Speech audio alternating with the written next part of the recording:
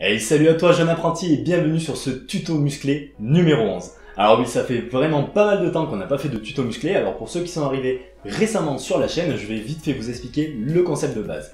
Alors les tutos musclés, c'est tout simplement un ensemble de tutoriels visant à vous apprendre toutes les bases essentielles pour bien commencer la musculation dans de bonnes conditions.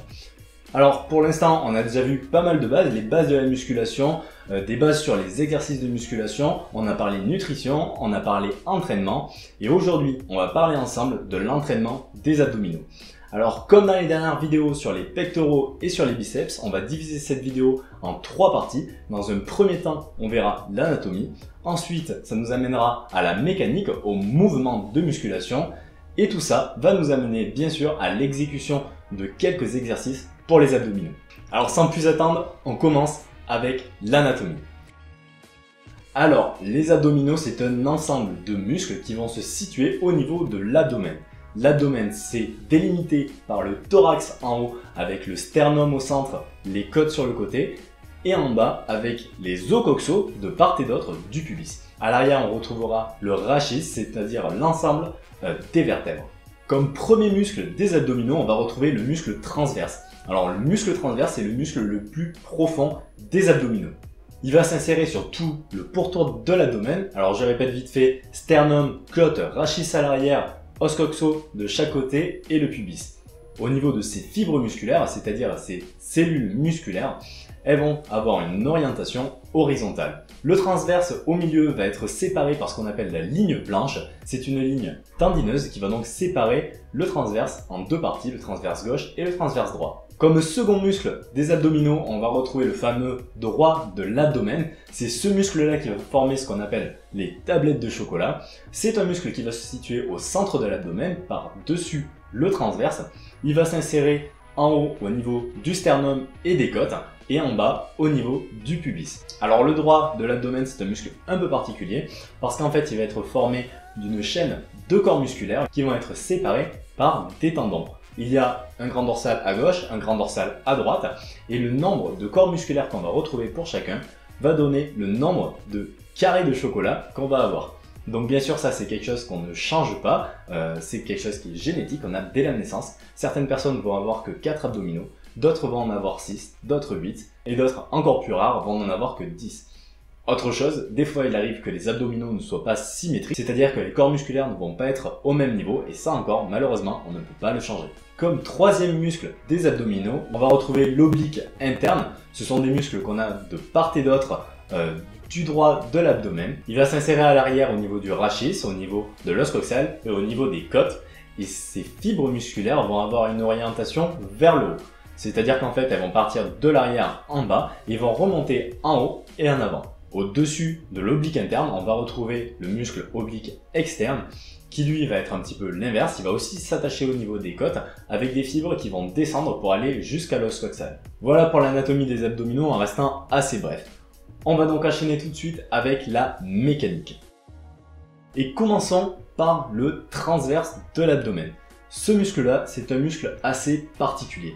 Quand on regarde ses insertions et surtout l'orientation de ses fibres musculaires, on se rend compte que sa contraction ne va pas entraîner le mouvement d'une articulation, ça ne va pas non plus entraîner le mouvement des vertèbres, mais en fait lorsque les fibres vont se contracter, elles vont se raccourcir et ça va permettre de rentrer le ventre. C'est donc un muscle particulier qui ne va pas entraîner de mouvement du corps comme un biceps jouerait sur une articulation en rapprochant deux os. Là ça va tout simplement resserrer la taille. Parlons maintenant du droit de l'abdomen. Alors là bien sûr c'est celui que vous voulez le plus développer pour avoir un bel aspect, mais c'est aussi celui où il y a la plus grosse erreur qu'on va retrouver au niveau de l'entraînement des abdominaux. Quand on regarde ces insertions au niveau du thorax en haut et au niveau du bassin en bas, on se rend compte que sa contraction ne va pas entraîner un mouvement de la hanche comme beaucoup de gens le pensent et comme beaucoup de gens font pour les entraîner, mais un mouvement de la colonne vertébrale. Je vais répéter parce que ça c'est vraiment quelque chose d'important et je veux que ce soit bien clair pour vous. Lorsque le grand droit va se contracter, c'est-à-dire que ses fibres vont se raccourcir, on va avoir un mouvement du thorax, du sternum par rapport au bassin. Il va donc falloir courber la colonne lors de la contraction des abdominaux. Et malheureusement, dans la plupart des cas, ce qui se passe, c'est que les gens vont utiliser un mouvement de flexion de hanche, mais ça en fait ce n'est pas les abdominaux qui vont le faire, ça va être les muscles fléchisseurs de la hanche qui vont avoir cet effet là, et en fait la sensation qu'on a sur les abdominaux pendant ces mouvements là va être seulement une sensation de gainage et non pas de contraction comme on le désire quand on veut vraiment faire grossir un muscle. Passons maintenant aux muscles obliques, alors les muscles obliques internes et externes que je vais faire dans un tir groupé. Tout simplement, ces muscles-là déjà vont avoir deux utilités. On va pouvoir les utiliser soit d'un côté, en utilisant les muscles gauches par exemple, soit de l'autre côté en utilisant les muscles droits. Leur rôle va permettre dans ce sens-là, si on contracte que d'un côté, de courber la colonne vertébrale latéralement sur le côté. Si on utilise par contre les deux muscles à la fois, et bien en fait ils vont pouvoir intervenir en muscles accessoires sur tout le travail du grand droit. Ils vont donc permettre d'aider le grand droit à réaliser sa flexion de la colonne, à réaliser le rapprochement entre le thorax et le bassin. Donc voilà pour la mécanique, j'ai pas voulu trop rentrer dans les détails, je pense que là vous avez toutes les bases essentielles déjà pour comprendre comment fonctionnent ces muscles. Et n'oubliez pas, c'est bien ça qu'il faut garder en tête lorsqu'on s'entraîne à la salle. Et grâce à cette superbe transition, on va bien sûr passer à l'entraînement de chacun des muscles. Donc premier exercice, le gainage, donc la planche de face. Et je vous montre ici la mauvaise façon de le réaliser, notamment pour le travail des abdominaux, avec une exagération de la lordose lombaire qui va désactiver les abdominaux au profit uniquement d'un travail de lombaire. Ce qu'on voit pas aussi sur la vidéo, c'est le ventre qui est sorti, ce qui va aussi contribuer à désactiver les abdominaux. Donc voilà la bonne version, et notamment la bonne version pour travailler en particulier les abdominaux avec la colonne fléchie et le ventre bien rentré dans le but de travailler le gainage de tous les abdominaux mais aussi du transverse. Alors pourquoi une version fléchie plutôt que la planche toute droite comme on l'apprend souvent en salle de sport? Tout simplement parce que ça permet de faire un focus sur les abdominaux. La planche toute droite, ce n'est pas un mauvais exercice, mais ça permet un travail plus général du gainage du corps. Deuxième exercice, le crunch au sol sur tapis.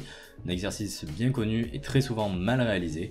Donc sur cette première version qui est la mauvaise version, on observe tout simplement un recrutement trop important des fléchisseurs de la hanche en essayant de remonter complètement le dos et notamment le bas du dos et en gardant le dos droit comme certains coachs conseillent. Et aussi une petite erreur, c'est le fait de mettre les mains derrière le cou, tout simplement parce qu'en tirant comme ça les bras, ça va maintenir le dos droit. Ce n'est pas ce qui est recherché. Ici, il faut fléchir la colonne pour travailler les abdominaux. Donc voilà sur la bonne version. On a passé les mains devant au niveau des pectoraux, ce qui ne limite plus la flexion de la colonne, et on a ici très peu de flexion de la hanche. Troisième exercice, les relevés de jambes. Alors les levés ou relevés de jambes, ça porte très mal son nom.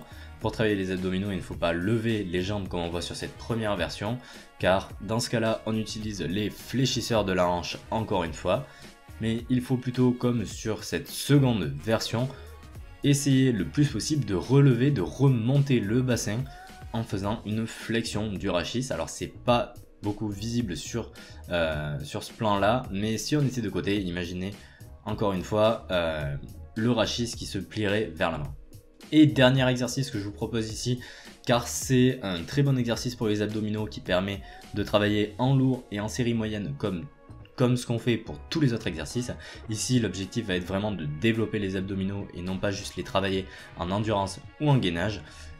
Et c'est un exercice qui malheureusement est assez compliqué à réaliser. Premièrement, donc sur cette mauvaise version, on observe encore une fois une trop grande flexion de la hanche et aussi un problème au niveau du membre supérieur. Comme vous le voyez pendant le mouvement, les bras s'allongent et le coude passe devant. Alors ce n'est pas ce qu'il faut réaliser, et comme vous voyez sur cette seconde version, ici on a fixé l'articulation de la hanche, les bras ne bougent plus et on se concentre uniquement sur la flexion du rachis qui va vraiment permettre d'étirer et de travailler les abdominaux pour vraiment avoir un très bon travail de recrutement de ce muscle là et un véritable développement. D'ailleurs, vous vous en rendrez compte, il n'y a pas besoin de faire beaucoup de répétitions sur cet exercice-là quand on choisit bien sa charge, et vous aurez des courbatures comme sur tous les autres muscles de votre corps.